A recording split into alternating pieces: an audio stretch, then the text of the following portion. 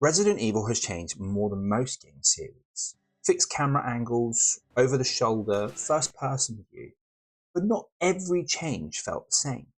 I've been playing long enough to feel those shifts, sometimes getting it right, sometimes not.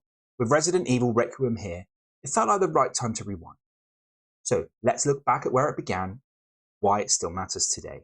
The first Resident Evil game came out in 1996 on the original PlayStation, and it was nothing like what the series would later become. It wasn't about action or spectacle. It was slow, tense, and deliberately uncomfortable. The fixed camera angles watched you from a distance, almost like CCTV. Sometimes you could hear something in the room before you could see it.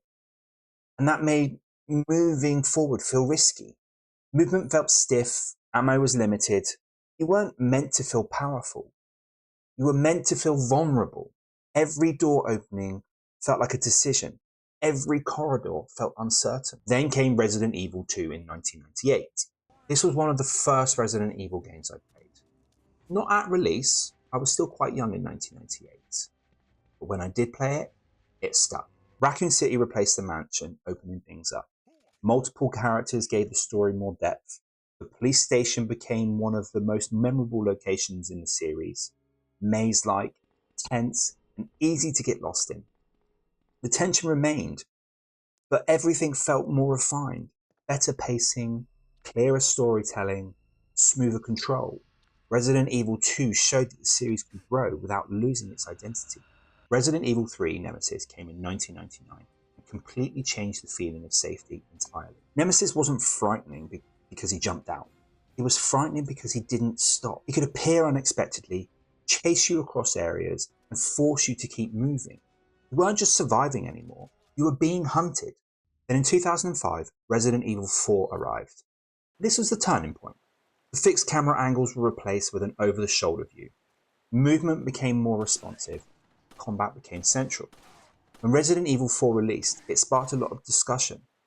For some, it felt like a bold reinvention. For others, it moved away from the slower horror roots. Either way, it changed the direction of the series.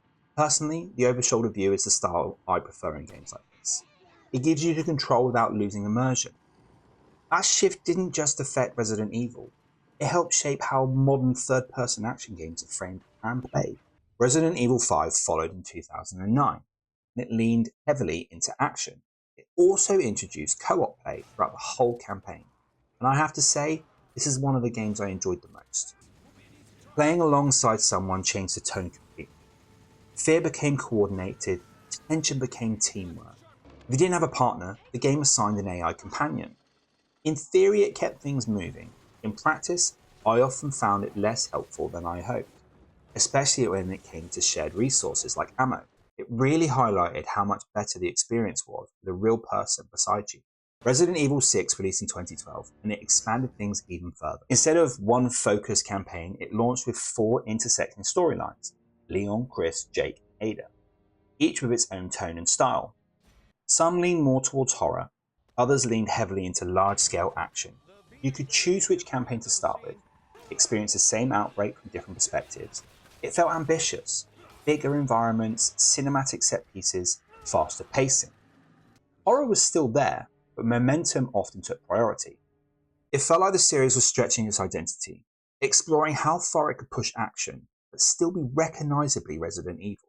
In 2017, Resident Evil 7 took things in a different direction. The camera angle shifted to first person, the scale narrowed, and the focus became isolation. Instead of playing as a trained agent or someone already caught up in the outbreak, you step into the role of Ethan Winters, an ordinary person searching for his missing wife. The setting moves away from the cities and global threats and into confined rural locations. It feels personal rather than epic. You weren't saving the world, you were just trying to survive what was in front of you. It also supported PlayStation VR, which made the experience even more intense for players who used it. I didn't play it in VR, but just using headphones made certain moments extremely intense. Where do you think you're going? Resident Evil Village continues in the first-person style, following on from Ethan's story, but tonally it feels different. Instead of one confined location, the game opens up into a larger, more varied setting, including a central village hub and multiple district areas. There's more emphasis on combat, more enemy variety, and a broader pace overall. I've only spent limited time with it so far, but even early on it feels like a blend, carrying forward the tension of 7 while reintroducing a sense of scale. Alongside the newer entries, the modern remakes arrived. Resident Evil 2 and 3 were rebuilt from the ground up. I really enjoyed both of these. They felt modern without losing the atmosphere that made the originals memorable. The Resident Evil 4 remake follows the same philosophy, though I still have that one to play. The remake showed that the series can honour the past without being trapped by it. And now, with Resident Evil Requiem, the franchise feels like it's drawing from everything it's learnt along the way. Different perspectives, different tones, a balance between tension and modern design. Resident Evil has reinvented itself multiple times, but at its core, it's always been about uncertainty, pressure, and vulnerability. Now I'm curious, what's your favourite Resident Evil game?